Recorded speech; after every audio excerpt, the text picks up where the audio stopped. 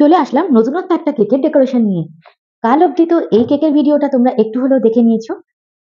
এই কেকটাকে আমি ক্রাম কোটিং ফাইনাল কোটিং করে ফ্রিজের মধ্যে ওভারনাইট সেট করে দিয়েছি, কারণ এটা আর্জেন্ট অর্ডার ছিল। আর আজকে হবে এর ডেকোরেশন। তো ডেকোরেশনটা দেখার জন্য প্রস্তুত তো? চলো। তোমরা হয়তো এই জিনিসটা খেয়াল করেছো, আমি আমার কেক খুব লাইট কালারের উপরেই কিন্তু করি।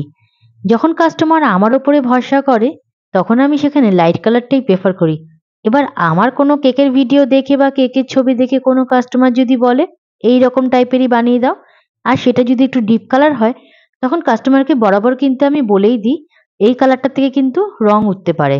ব্যতিক্রম হিসাবে একটা দুটো কাস্টমার হয়তো এরকম ভাবে বাদ চলেও যায়, যেখানে হয়তো এই কথাটা বলা হয়ে ওঠে না যে কালারটা থেকে রং উঠতে পারে। যাদের ডিপ কালার পছন্দ তারা তো বলে যে না, কোনো অসুবিধা নেই, এইরকম ভাবেই করে দাও। আর যাদেরকে হয়তো কোনো ভুলবশত ব্যাপারটা বলা হয়েই ওঠে না, তো তারা একটা বলার সুযোগ পেয়ে যায়, ব্যাস হয়ে গেল, আর কিছুই করার থাকে না। তারা কিন্তু কেক খাওয়ার পরে একবার বলবেই, দিদি কালারটা থেকে কিন্তু রং উঠেছে। ঠিক ভুল নিয়েই কিন্তু সবকিছু। ভিডিওটা তোমাদের ভালো লাগলে অবশ্যই কিন্তু পেজটাকে অনেক ভালোবাসা সাপোর্ট দিতে ভুলে যেও না। ভালো থেকো। আর মহাদেব।